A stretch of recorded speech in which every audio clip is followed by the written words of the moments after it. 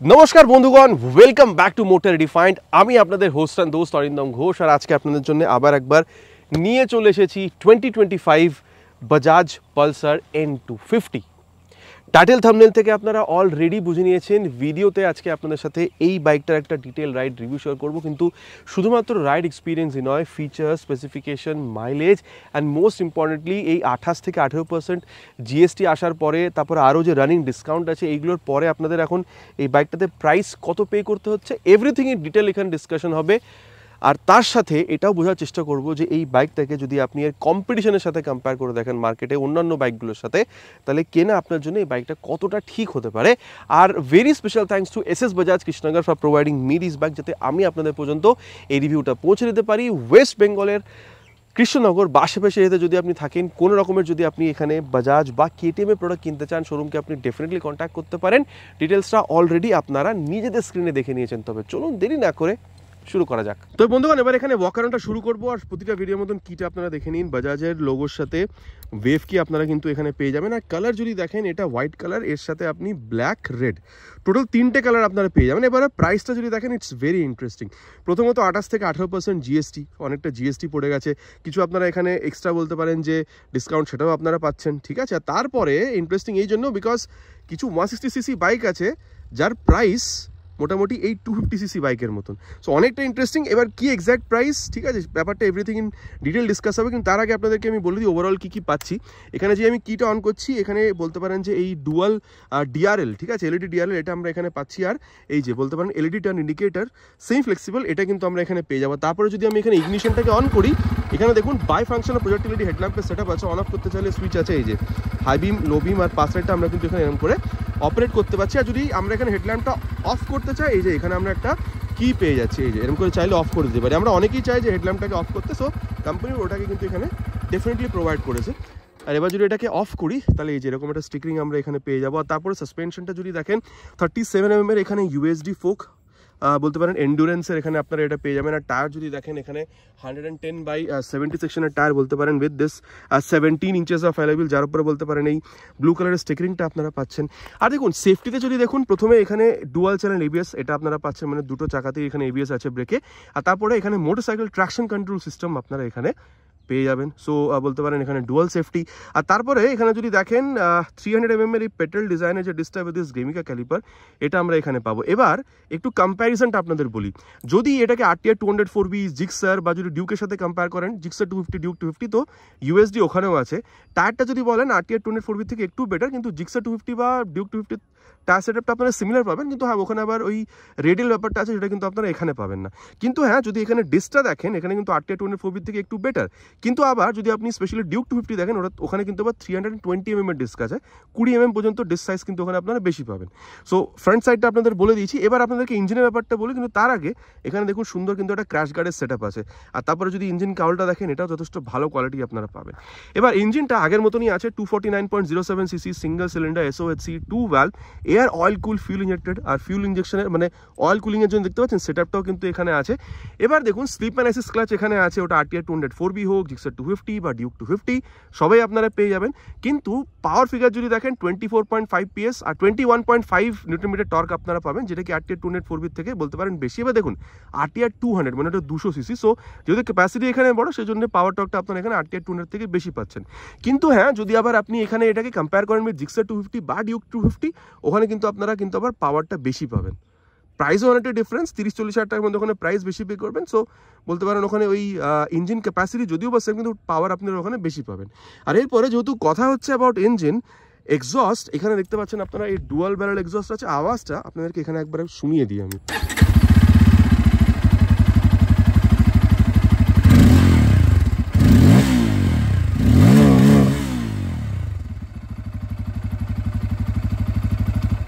তবে আওয়াজটা আপনাদের কীরকম লেগেছে নিচে কিন্তু কমেন্ট করে জানাতে ভুলবেন না। তারপরে রেয়ার সেকশনটা যদি দেখেন, এখানে ক্রিস্টালাইন ফর্মের এই যে টেল ল্যাম্পটা, এটাও কিন্তু আপনারা পেয়ে যাবেন। এখানে ফ্রন্টের মতন এই same flexible LED turn indicator, number plate লাগানোর জায়গা, রিফ্লেক্টারের উপর একটা বাল্ব জ্বলবে যদি ইগনিশনটা অন থাকে। কাদা মাটির থেকে বাঁচানোর জন্য বর্ষার টাইমে এই যে একটা সুন্দর বলতে পারেন এখানে টায়ার হাগার আছে। টায়ারটা যদি দেখেন 140/70 সেকশনের tyre with 17 inches of অ্যালাইভিল। Again RTR 204B থেকে বেটার, কিন্তু আবার ডিউক বা জিক্সারে যদি যান, ওখানে কিন্তু আবার টায়ার সাইজটা এর থেকে বড় আপনারা পাবেন। 230 mm এখানে বলতে পারেন এই যে পেডাল ডিজাইনের ডিস্ক, আর বলতে পারেন যে অ্যাডজাস্টেবল মনসা সাসপেনশনের সেটআপটা আছে। এবার যদি আপনি সাসপেনশন দেখেন তিনটে বাইকই সেম, মানে RTR 204B হোক বা ডিউক জিক্সার যদি আপনি কম্পেয়ার করেন ওখানে বলতে পারেন মনসাকই আছে, কিন্তু যদি আবার আপনি RTR 204Bতে যান স্পেশালি ওখানে রিয়ারটা আবার 240 সেকশনের আপনারা 240 mm বলতে পারেন, ওখানে কিন্তু ডিস্ক আছে, সো 10 mm ওখানে আপনারা বড় পাবেন, ঠিক আছে। কিন্তু হ্যাঁ ডিউক 250তে গেলে কিন্তু আবার ডিস্ক সেটআপটা কিন্তু আপনারা সেম পাবেন।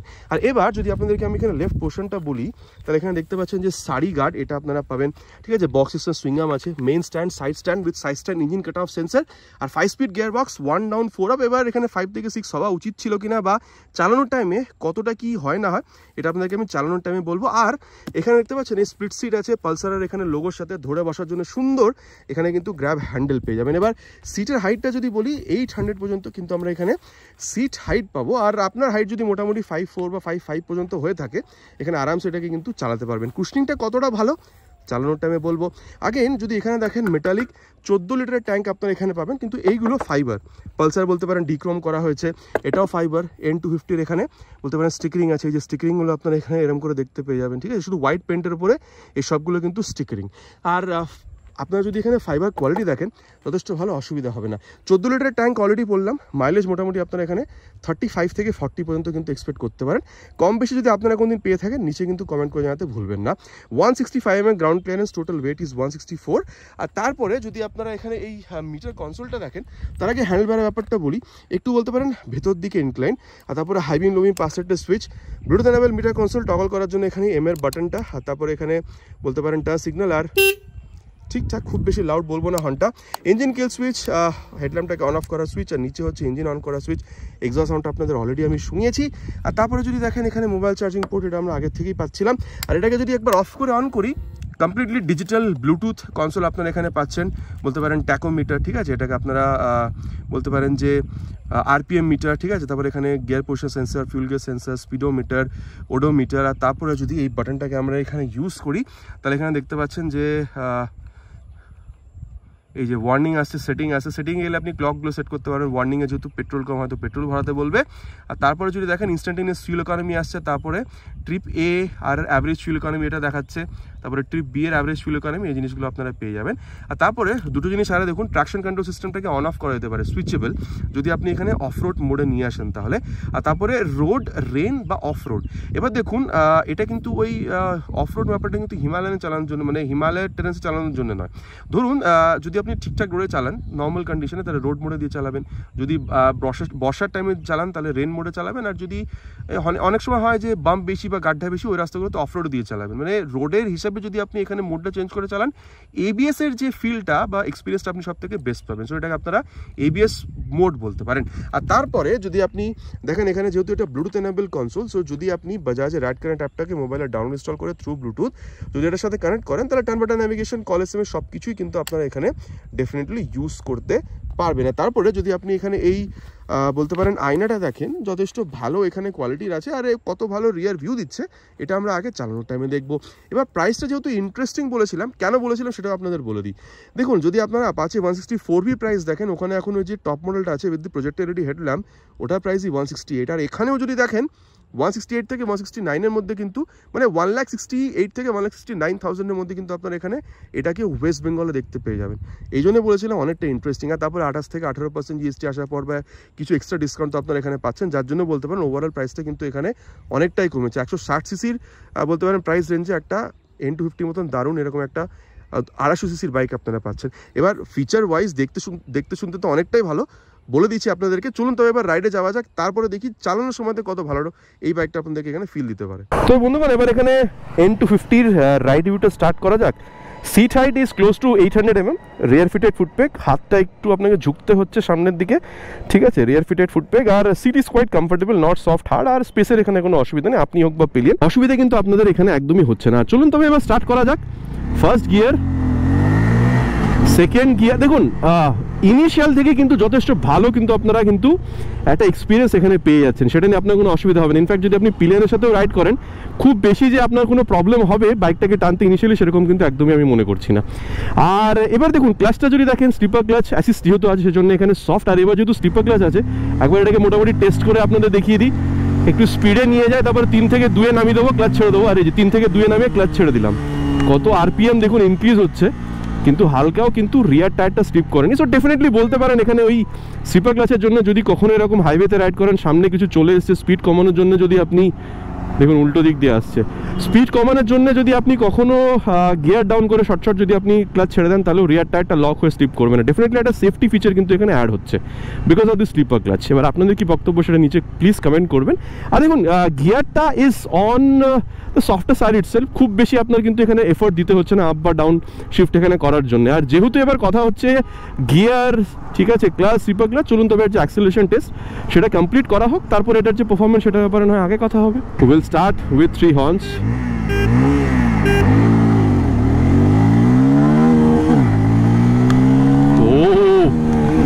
सामने वाला हल्का सा लिफ्ट हुआ था एंड 100 क्रॉस्ड, 120। দেখুন বন্ধুগণ, সোজা কথা, অনেক লোকে বলে যে এখানে একটা ওবলিং ইস্যু আছে। আমি তো এটাকে 110-20 পর্যন্ত টেনে আপনাদের দেখালাম। হ্যাঁ, হালকা একটু করে লিফট হয়েছিল সামনের চাকাটা, কিন্তু ওবল ইস্যু আমি কিন্তু খুব একটা বুঝিনি এখানে। এর ওপরে কি হতে পারে স্পিডে গেলে সেটা আলাদা কথা, সেটা আমি টেস্ট করিনি কোনোদিনই, মানে এইভাবে ওবল দেখার জন্য। কিন্তু 110-20 পর্যন্ত কিন্তু এমন কিছু আমি এখানে বুঝতে পারিনি সেরকম। আর স্টেবিলিটির এখানে কোনো রকমের প্রবলেম নেই। মাইলেজ মোটামুটি দেখুন 35 থেকে 40-এর মধ্যে পেতে পারেন এরকম হাইওয়েতে যদি ঠিকঠাক গিয়ার আর স্পিডটাকে যদি মেনটেন করেন। কিন্তু হ্যাঁ, যদি আপনি সিরিজে চালান তাহলে একটু কম হতে পারে, কম যদি স্পিডে দেখেন তাহলে। আর হ্যাঁ, স্টেবিলিটির এখানে কিন্তু কোনো রকমের কোনো প্রবলেম আপনি বুঝবেন না। আর কমফোর্টেবল ক্রুজিং স্পিড আমি বলবো যদি হাইওয়েতে দেখেন 110 পর্যন্ত আরামসে আপনি টানতে পারেন, ঠিক আছে। ভাইব্রেশনের যে ইস্যু আমি খুব একটা এখানে কিন্তু তেমন বুঝতে পারিনি।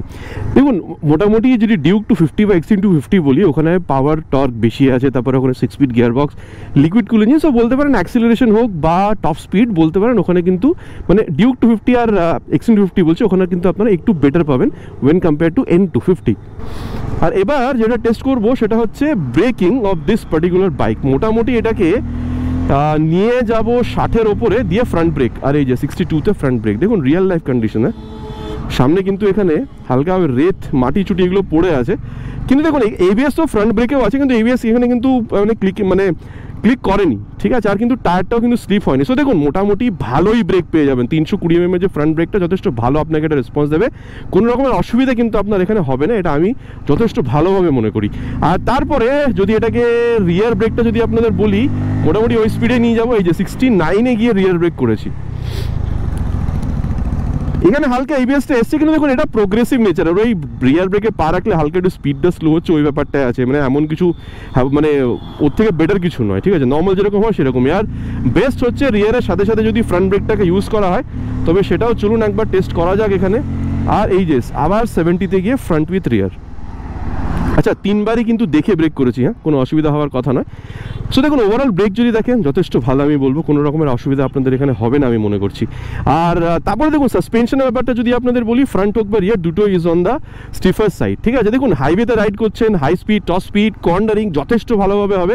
কিন্তু যদি গাড্ডাতে যান, ছোটোখাটো গাড্ডা হলে ঠিক আছে, কিন্তু যেই এরকম যদি আমি এই বর্ডারগুলোর উপর দিয়ে ওঠানামা যদি করি না, রিয়ার সাসপেনশন কিন্তু একটু জার্ক আপনাকে দেবে, ঠিক আছে। সো এই ব্যাপারটা ঠিক আছে, মানে অন রোড জন্য ঠিক আছে, কিন্তু যখন আপনি অফ রোড যাবেন তখন কিন্তু ঝটকা আপনাকে কিন্তু খেতে হবে সাসপেনশনে, যথেষ্ট স্টিফার সাইডে। আর এরকম যখন করছেন, খেলার যখন চেষ্টা করছেন, বাইকটা কন্ট্রোলে আছে, আর সামনে সাসপেনশন থেকে স্টিফনেসটা কিন্তু বোঝা যাচ্ছে। ওয়েট 164 পেপারে হলেও কিন্তু চালানোর সময়তে তেমন ওয়েট আপনার কিছু মনে হচ্ছে না। রিয়ার ভিউ মিরে যথেষ্ট ভালো রিয়ার ভিউ দিচ্ছে। Speedo auto taco, gear position sensor যথেষ্ট ভালোভাবে আপনারা দেখতে পাচ্ছেন, মোবাইল চার্জিং পোর্ট, ব্লুটুথ সব কিছুই আছে। দেখুন আমি ক্লিয়ারলি বলবো আপনি বাইকটাকে সিটি রাইড করতেই পারেন। ইনফ্যাক্ট আপনি যদি পিলিয়নের সাথেও সিটি রাইড করেন কোনো রকমের অসুবিধা নেই। মাইলেজ তো বলেছি আপনি 35 থেকে 40-এর মধ্যে এক্সপেক্ট করতে পারেন। দেখুন 250 সিসির বাইক, যদিও আপনি এটা ঝুঁকে বসে, সেই জন্য বলবো একটা স্ট্রেচ অনেক লম্বা রাইড আপনি করতে পারবেন না, কিন্তু লং রাইডে যদি বেরিয়ে যেতে চান, ছোটো ছোটো ইন্টারভেল পরে যদি আপনি একটু হল্ট নেন, তাহলে কিন্তু ইঞ্জিন কেপেবল, বিকজ অয়েল কুলিংও দেওয়া আছে লং রাইড করার জন্য, ঠিক আছে। দেখুন তবে মোটামুটি কথাবার্তা হয়ে গেছে যে বাইকটাতে কি আছে না আছে। চলুন তবে যাওয়া যাক এর কনক্লুশন, অ্যান্ড দেন কথা বলা যাক যে এই বাইকটাকে যদি আপনি দেখেন ওভারঅল, তাহলে কেনা কতটা ঠিক হবে, স্পেশালি যদি এর কম্পিটিশনের সাথে যদি এই বাইকটাকে মিলিয়ে দেখা হয় তবে। তো বন্ধুগণ এবার কনক্লুশন ব্যাপারটা কথা বলা যাক, বাইকটা কেনা কতটা ঠিক হবে। দেখুন MT-15ও কিন্তু অ্যাকচুয়ালি এর কম্পিটিশন আসছে, বিকজ যদিও বা সিসি কম অনেকটাই, 155 সিসি, কিন্তু প্রাইস এখান থেকে অনেকটা বেশি, মোটামুটি 2 লাখ টাকা, 1,95,000 2 লাখ পর্যন্ত কিন্তু আপনারা ওখানেও পে করছেন।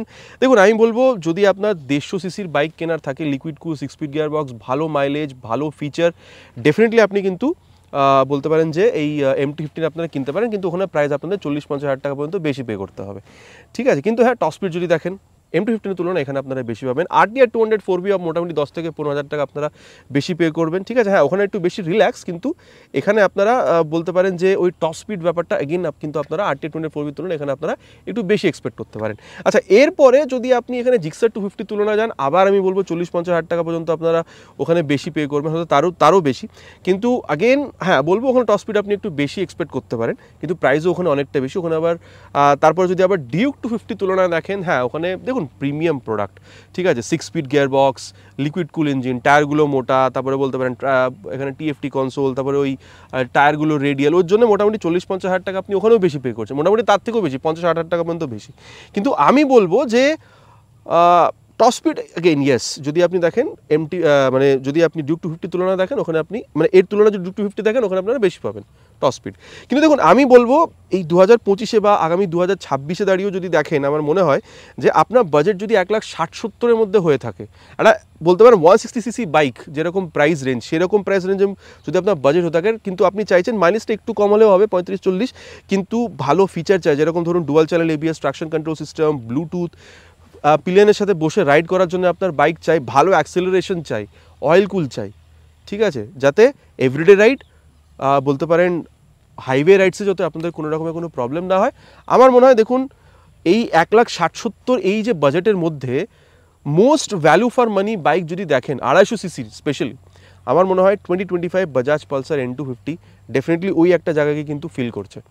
তবে এবার আপনার কি মনে হচ্ছে, আপনারা কি N215 কিনবেন নাকি অন্যান্য আরও 200 বা 200-250cc বাইকে যাবেন? নিচে কিন্তু কমেন্ট করে জানাতে প্লিজ ভুলবেন না, ইটস মাই রিকোয়েস্ট। আশা করছি ভিডিওটা আপনাদের ভালো লেগেছে। ভালো লেগে থাকলে কিন্তু প্লিজ ভিডিওতে একটি লাইক, আর চ্যানেল যদি প্রথমবার এসে থাকেন সাবস্ক্রাইব করে বেল বাটনটা অলে হিট করতে কিন্তু ভুলবেন না। আগেন ইটস মাই রিকোয়েস্ট, খুব তাড়াতাড়ি আপনার সাথে দেখা হবে চ্যানেলে এরকমই একটা ভিডিওতে বাইক বা স্কুটারের সাথে। Till then ride safe and